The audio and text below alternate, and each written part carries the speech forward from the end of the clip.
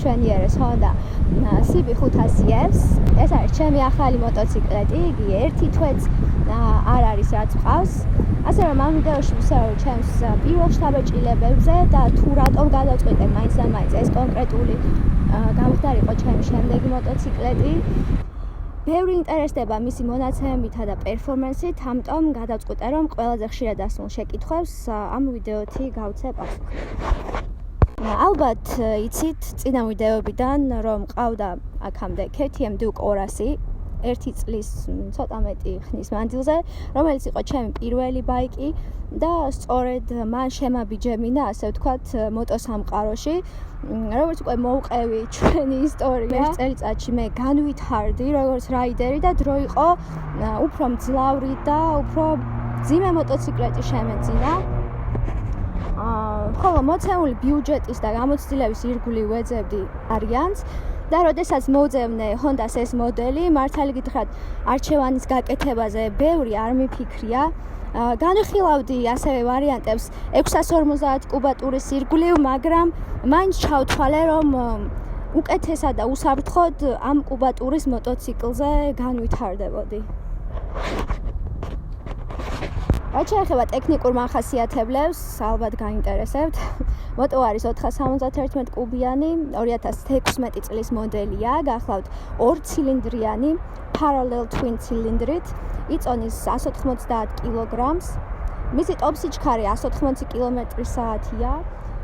ჩემს წინა მოტოციკლეტზე 50 კილოგრამით უფრო მძიმეა და ამ ფაქტორმა თავიდან ცოტა შემაშინა, თუმცა როდესაც დავზარი მოტოციკლი, იგი საოცრად გამსუბუქდა და წონაზე აღარც კი მიფიქრია.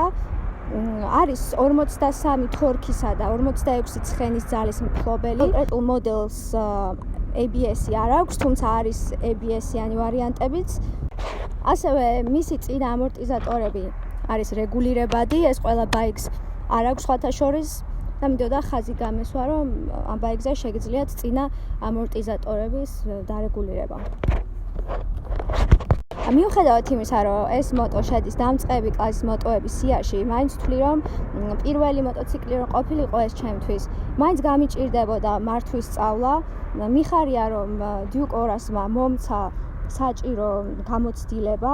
ვთვლი, რომ საკმაოდ კარგი და სწორი პროგრესია ჩემთვის. და უკვე მაქვს მზაობა იმისათვის, რომ თამამად ვმართო ქალაქში უფრო მძიმე და შედარებით მაღალკუბატურიანი მოტოციკლეტი. ალბათ ბევრი დამეთანხმება, რომ ვიზუალურად საკმაოდ თვალშისაცემია. მის ყოველ დეტალში ნამდვილად იგრძნობა ხარისხი, ჩემი აზრით. მომწონს მისი დახვეწილი კონტურების დიზაინი, ასევე თვითონ ბაკის ფორმა. მოტო შევიძინე ამავე საბურავებით და მცირედ ვიზუალური ხარვეზით. ეს ხარვეზი მქონდა ჩამოყვანისას. ვაპირებ, რომ სანამ ვიზუალურ მხარეს მოვაგვარებ, ჯერ უმჯობესია მივხედო საბურავებს. როგორც ხედავთ, ბაიკზე აყენია Adventure-ის პირელის ფირმის საბურავები, რომელიც მე არ გამომადგება, რადგანაც მუდმივად ქალაქში მიწევს მოძრაობა. ამიტომაც პირველ რიგში, რაზეც ხელს შევავლებ, იქნება ის, რომ დავაყენებ მაღალი ხარისხის საბურავებს ქალაქში მოძრაობისათვის და გამოცვლი ხუნდებს, ასევე სლაიდერებს დავაყენებ და შემდეგ მივხედავ ვიზუალურ მხარესაც. აქვე გვაქვს პატარა სათავსო, სადაც ხელთათმამს ვინახავ ხოლმე საბუთებს, ნაჭერს და პატარა, მაგრამ საკმაოდ კომფორტული და მოსახერხებელია, ბევრ ამას ვინახავ ხოლმე უკვე შვილი.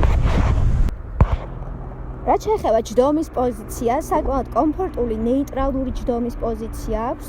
სკამი ფართე და რბილია, თვითონ პეგების განლაგება აქვს დაბალი და ნეიტრალური. ფეხები საკმაოდ კომფორტულ პოზიციაში მიდევს. ჯდომის პოზიცია ჩემთვის პირადად მნიშვნელოვანია, რომ მალე არ დავიღალო ხოლმე რაიდის დროს. Duke-ზე მქონდა, ასე ვთქვათ, ფუფუნება, რომ დეშზე ვხედავდი, რომელ სიჩქარეში ვიყავი. ანუ მქონდა gear indicator-ი, Honda-ს ეს არ აქვს, ამიტომ თავიდან მომიწევს დავიმახსოვრო ხოლმე, რომელ სიჩქარეში ვიმყოფები და მე ალბათ ბუნებრივად მივხვდები ძრავის ხმაზე დაყრდნობით რეფლექსურად. რაც შეეხება საწოლის მოხმარებას, საშუალოდ მიწვავს 3.7-3.8 ლიტრამდე და ეს აღნიშნულიც არის დეშზე, გვიწერს თუ რამდენია წვა. შესაძლოა ცოტა მეტსაც წვავდეს ტემპი ციარულის დროს. ალბათ 4 ლიტრამდე. ახლა დავკოქავ მოტოციკლეტს, მოგასვენებთ ხმას. როგორც ხედავთ, აყენია ქართული მაპუჩი, ძრავის ხმა დაბალი აქვს. ეს შეიძლება კარგიც იყოს და ცუდიც. ცუდი შეიძლება იმ გაგებით იყოს, რომ ქალაქში მოძრაობისას ნაკლებად შეიძლება ახვიქვას ტრანსპორტმა, თუმცა შესაძლებელია მაპუჩის შეცვლაც თუ იმეს სამისურველი ექნება.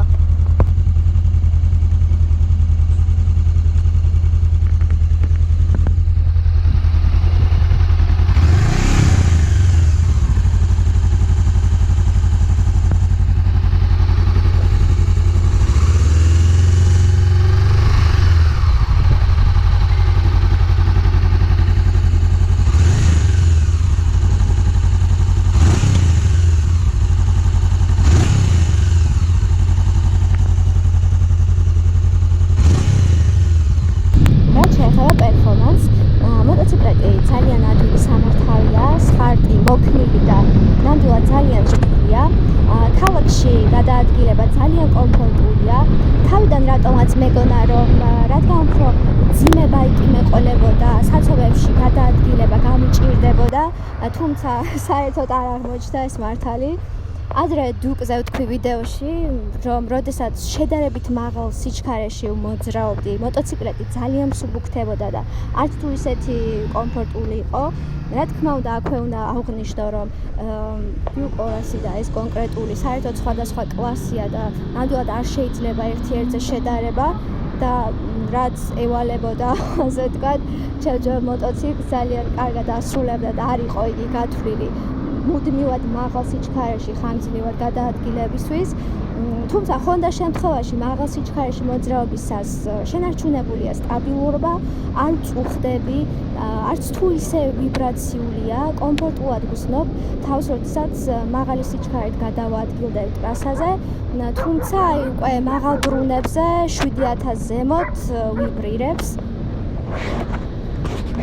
მოკლედ რომ გითხრათ, ამ მოტოციკლეტმა მალევე მოიპოვა ჩემი ნდობა, ძალიან კმაყოფილი ვარ ჩემი არჩევანით და ბოლოს თუ გსურთ რომ გარკვეულ ბიუჯეტში შეიძინოთ ამ კუბატურის ირგვლივ მოტოციკლეტი, რომელიც საიმედოა, ადვილია სამართავად, კომფორტული და ეკონომიურია, ასევე დიზაინით მიახლოებულია მძლავრ ბაიკებთან, ნამდვილად გირჩევდით Honda-s ამ მოდელის შეძენა ჩემი გამოცდილებიდან.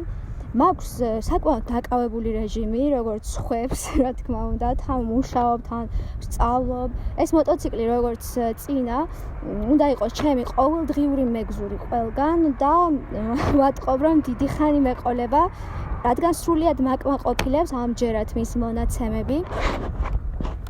როგორც ვახსენე, ეს ჩემი პირველი შთაბეჭდილებებია, ხოლო დანარჩენზე უფრო დეტალურად მერე გესაუბრებით, როცა გარკვეული დრო გავა და ერთად დავაგროვებთ ბევრ კილომეტრს და ასე ვთქვათ, უფრო ახლოს გავიცნობთ ერთმანეთს.